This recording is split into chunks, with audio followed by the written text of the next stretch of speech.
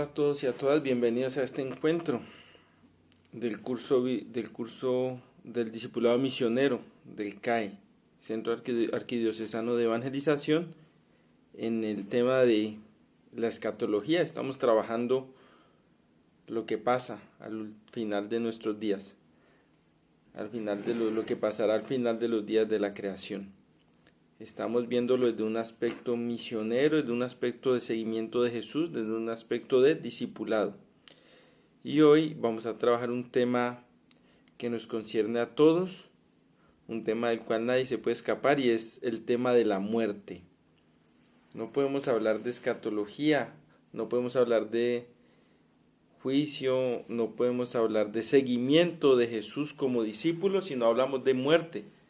La muerte es una realidad presente en donde hay vida. En donde hay vida hay muerte. La muerte es vista como el fin para muchas culturas, pero para la cultura cristiana, para el pensamiento cristiano occidental, para la cultura hebrea, es vista como un paso, como un tránsito. Es más, para muchos es hasta una condición necesaria, el tema de la muerte. La muerte entonces va a tomar un elemento muy importante para el mensaje cristiano, pero no va a ser central. No va a ser central hablar de la muerte física en un sentido literal, más bien en un sentido misional. ¿Qué elementos de misión nos pueden dar la muerte? Vamos a mirar ahorita un poco de esas realidades. De hecho, los hombres tenemos algo seguro, y es que algún día moriremos si nacimos. Desde la teología, la muerte, hay tres posturas sobre la muerte. La primera es que todos los hombres vamos a morir. Todos los hombres vamos a morir. Jesús murió también, como hombre, verdadero hombre murió, como verdadero Dios resucitó. La segunda es que la muerte es el final de nuestra peregrinación. La primera es que todos vamos a morir, la segunda es que es el final de nuestra peregrinación. Y la tercera es que la muerte es una consecuencia del pecado. Son tres elementos importantes que la teología habla sobre la muerte. Todos vamos a morir, la muerte es el final de nuestra peregrinación y la muerte es consecuencia del pecado. Vamos a mirar si tratamos de entender cada uno de estos temas para poder vislumbrar un poquito el sentido cristiano de lo que hoy estamos trabajando. Lo primero es que el hombre no solo puede morir, sino que debe morir. Esa es una realidad, ¿sí? El hombre debe morir. ¿Por qué debe morir? Para el sentido cristiano no puede haber una unión a Cristo si no nos unimos en su muerte y también en su resurrección. De eso vamos a hablar ahorita un poco. Y ese es el sentido misionero de la muerte que les decía, ya que ustedes se están formando aquí todos como discípulos y discípulas, misioneros y misioneras. Todos los hombres morimos. En la carta a los Romanos, se nos presenta una realidad curiosa, ¿sí? Común. Y es el hecho de morir. En la carta a los Romanos, en el capítulo 5, versículo 12, miren lo que nos dice. Dice así: así pues, por un solo hombre entró el pecado al mundo, y con el pecado la muerte. Y como todos los hombres pecaron, a todos llegó la muerte. Texto bíblico que nos sirve para identificar esa primera realidad antropológica o teológica, pues, esa primera realidad antropológica, porque es del hombre, pero vista desde la teología, y es que todos los hombres morimos, todos los hombres morimos. Es una afirmación, algunos dirán, profesor, pero no es una afirmación teológica, no está hablando de Dios, no nos está dando una misión, no nos está dando un sentido, pero resulta que la experiencia humana es esencialmente una experiencia para la muerte. De hecho, si nos ponemos a mirar, la experiencia cristiana es una experiencia para la muerte. En la misma carta a los Romanos, en el capítulo 6, versículo 6, dice esto: sabiendo esto, que nuestro viejo hombre fue crucificado con él, estamos hablando de Cristo, para que nuestro cuerpo de pecado fuera destruido, a fin de que ya no seamos esclavos del pecado. Si nos ponemos a mirar, hay una idea interesante sobre morir. Morir con Cristo a nuestro pecado para vivir con Él en la libertad de los hijos de Dios. De hecho, si ustedes recuerdan, de las frases más célebres de Jesús, por la que muchos como que se enredaron y no se animaron a seguirlo, es el famoso de para vivir hay que morir, ¿sí? Para vivir hay que morir. Una idea contradictoria, porque quiere juntar dos realidades aparentemente opuestas, pero que si nos ponemos a mirar en el fondo siempre van a estar unidas. El hombre vive y como vive muere, y por eso algunos dicen pues que el hombre es un ser para la muerte. Y por eso Jesús nos indica o nos explica cómo. Para seguirlo a Él hay que morir. Para seguir al Dios de la vida hay que morir. ¿Sí? Nos hace una promesa de tener vida eterna, pero de eso vamos a hablar ahorita. ¿Qué significa entonces morir? ¿Qué significa entonces morir desde el cristianismo o desde el proyecto de la construcción del reino? Morir vendría a significar dejar atrás ese hombre viejo y renacer como un hombre nuevo. El apóstol San Pablo toca mucho este tema en la carta a los Romanos. En 8:36 dice: tal como está escrito, por causa tuya somos puestos a muerte todo el día. Somos considerados como ovejas para el matadero. Hablando de los mártires, pues, de los primeros testigos. Pero en la carta a los Gálatas dice: con Cristo he sido crucificado, y ya no soy yo quien vive, sino Cristo quien vive en mí.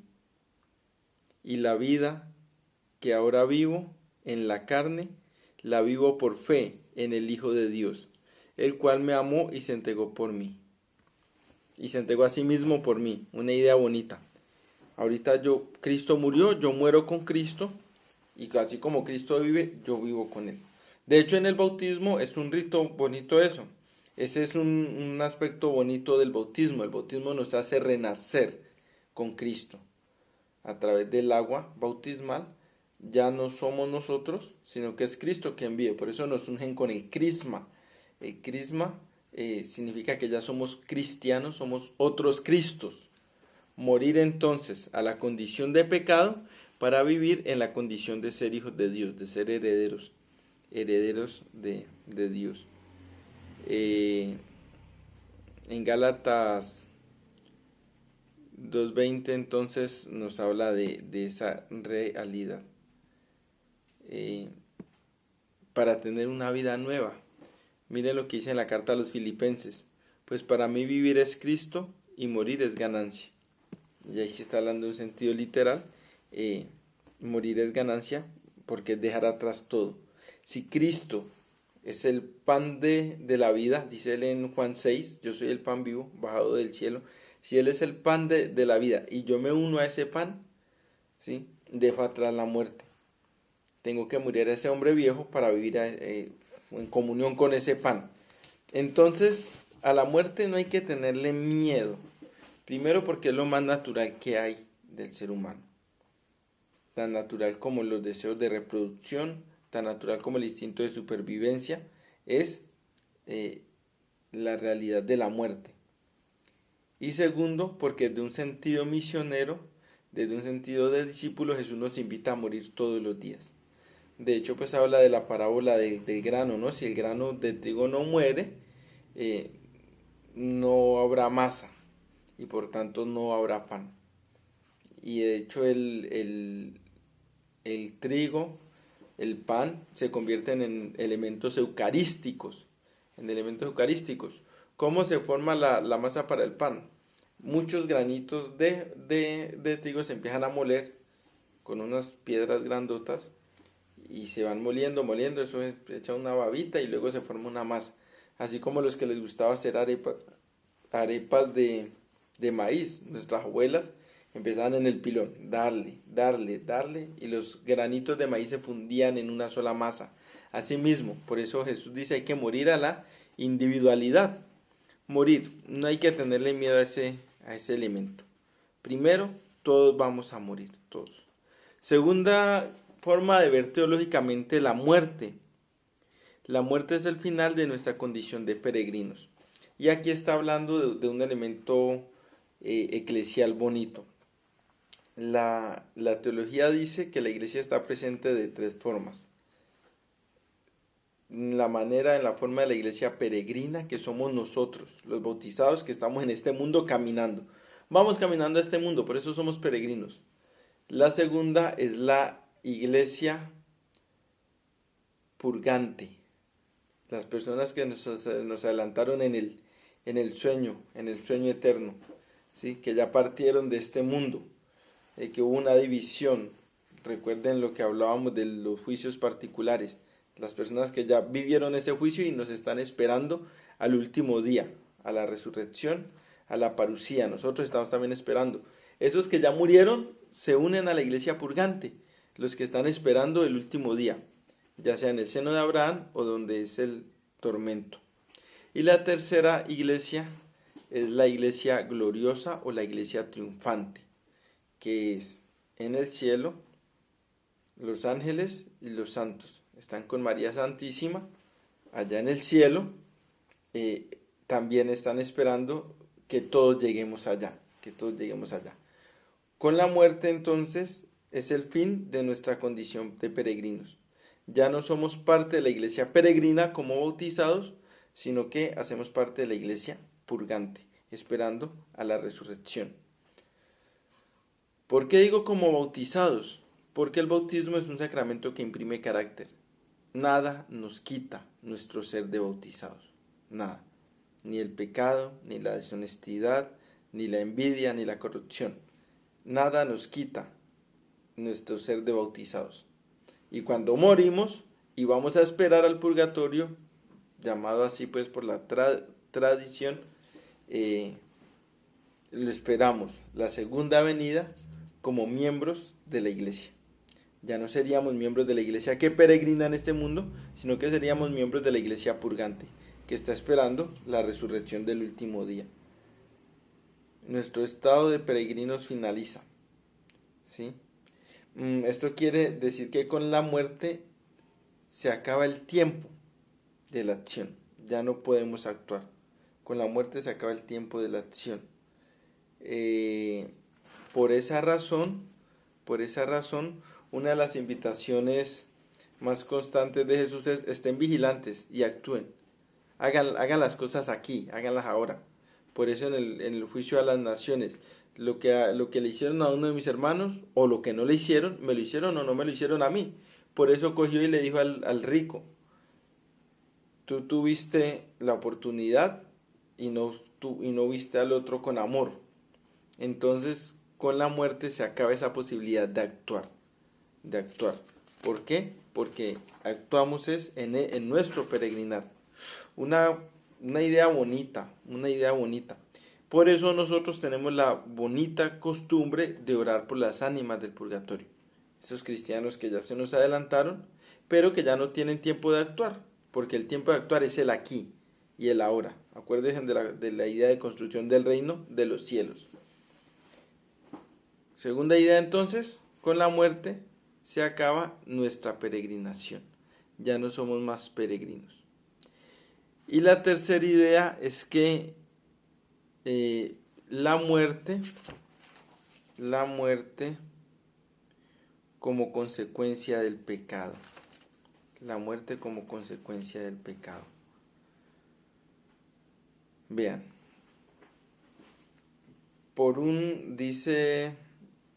dice, ahorita leíamos en la carta de San Pablo a los romanos, por un hombre entró el pecado al mundo y por ese pecado la muerte.